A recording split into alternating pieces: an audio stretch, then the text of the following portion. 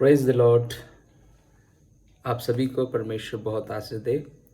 एक बार फिर से आपके सामने परमेश्वर के वचन को लेकर आने के लिए प्रभु ने ये अवसर दिया, उसके लिए मैं परमेश्वर को धन्यवाद देता हूँ। आज एक विषय हम सीखने जा रहे हैं। वो विषय ये है कि जब विरोध आता है, सताव आता है, दुख आता है, मुसीबत आती है, उस समय में हमारी प्रतिक्रिया क्या होना चाहिए। विरोध के समय में हमको किस रीति से उसका प्रत्युत्तर देना चाहिए, उस बारे में हम आज देखने के लिए जा रहे हैं।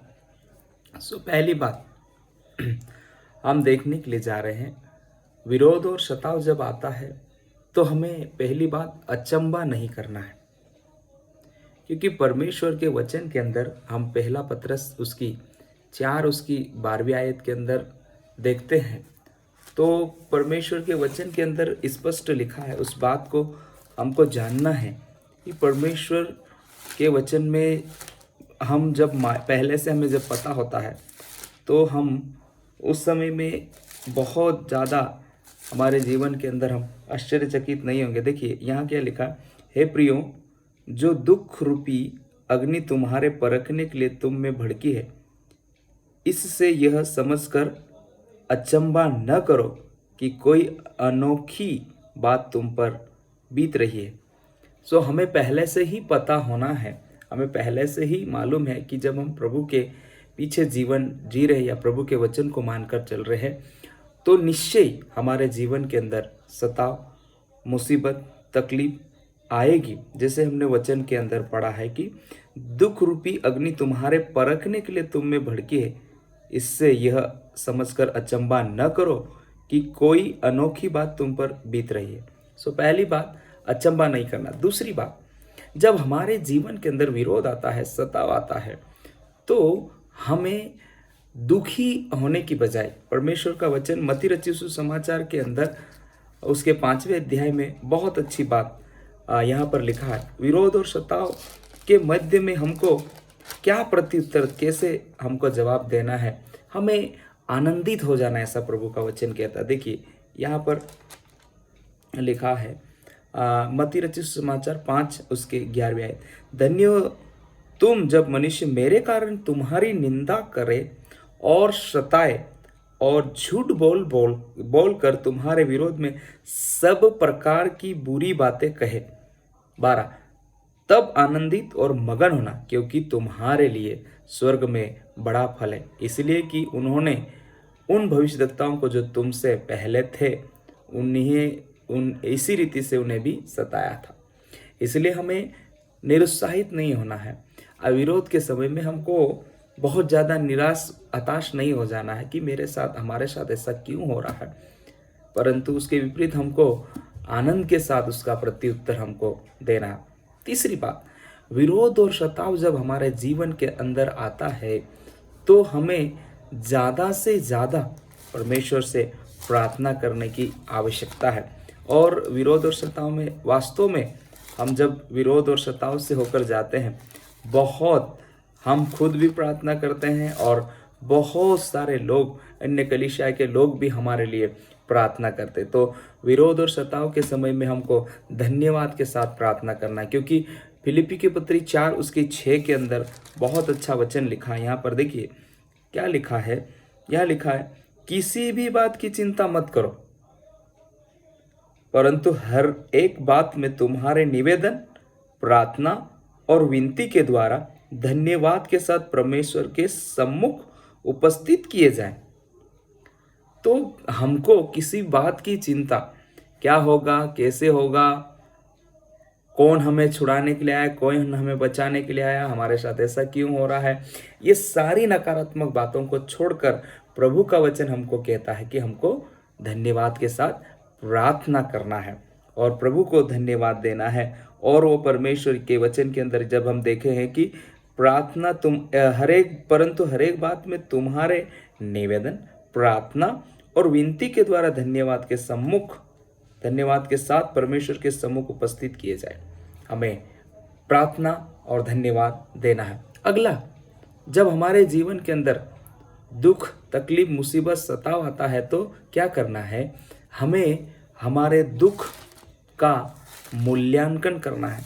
हमारे ऊपर जो दुख है, हमारे ऊपर जो तकलीफ है, वो हमारे जीवन के अंदर किस तरीके से आई है और क्यों आई है, उसका हमको मूल्यांकन करना, और कहाँ से क्यों हमारे ऊपर विरोध आया है। देखिए, विरोध कई बार लोग उल्टा पुल्टा काम करके या गलत काम करके, अलग तरीके से जो नहीं करना चाहिए, परमेश्वर के विरुद्ध में, परमेश्वर के वचन के हटकर जाएंगे, तो कई बार आबेल मुझे मार वाली हरकत भी बहुत सारे लोग करते हैं और कहते हैं कि भैया पास्टर साहब मेरे ऊपर विरोध आ रहा। उस बात को हम उस गिनती में नहीं, हमको विरोध या दुख का स्रोत क्या है उसका मूल्यांकन हमको करने की आवश्यकता है। और यहाँ पर देखो, पहला पत्रस उसकी 4 और उसकी 15वीं आयत के अंदर 4 के 15 में क्या लिखा, देखो यहाँ लिखा है, तुम में से कोई व्यक्ति हत्यारा या चोर या कुकर्मी होने या पराये काम में हाथ डालने के कारण दुख न पाए। देखिए, स्पष्ट लिखा है, गलत काम, हत्या, चोरी, कुकर्म या पराये और अन्य कामों को उसमें काम करके तुम दुख उठाए, वो उस सताव के उसमें नहीं रहे। पर यदि मसीह होने के कारण दुख पाए तो लज्जित न हो, पर इस बात के लिए परमेश्वर की महिमा करें। मसीह यीशु के कारण से हम पर दुख आता तो हमको लज्जित होने की आवश्यकता नहीं है, क्योंकि वह समय आ पहुंचा है कि पहले परमेश्वर के लोगों का न्याय किया जाए, और जबकि न्याय का आरंभ हम ही से होगा तो उनका क्या अंत होगा जो परमेश्वर के सुसमाचार को नहीं मानते। मेरे प्रियो, स्पष्ट तरीके से परमेश्वर का वचन यहाँ पर लिखा हुआ है। हमको गलत तरीके से कोई अनैतिक काम करके हमको दुख नहीं उठाना है। अगली एक और आखिरी बात मैं आपको बता रहा हूँ, 5वीं और आखिरी बात, कि दुख उठाने से हमको लज्जित नहीं होना है।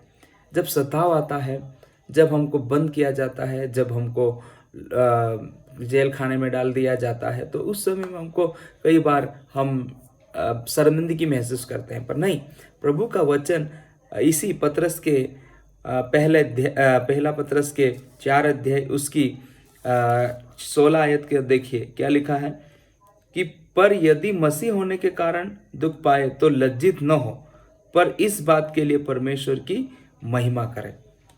जब हमारे ऊपर विरोध आता है, सताव आता है मसीह के होने के कारण से, तो हमें निराश हताश होने की ज़रूरत नहीं है और लज्जित होने की भी ज़रूरत नहीं है, क्योंकि हमने कोई गलत काम करके इस चीज़ को या इस विरोध को, इस सताव को या इस दुख को नहीं पाया, परंतु हम परमेश्वर के मसीह के सुसमाचार प्रचार के लिए हम सताए गए। इसलिए हमें निराश और चिंतित होने की ज़रूरत नहीं। पहली बात, विरोध सताव है, अचंभा नहीं करना। दूसरी बात, विरोध और सताव में हमको निराश नहीं होना, परंतु आनंदित होकर उसका प्रत्युत्तर देना। तीसरी बात, विरोध और सताव के अंदर हमको ज़्यादा से ज़्यादा हर बात के लिए प्रार्थना करना है और धन्यवाद देना।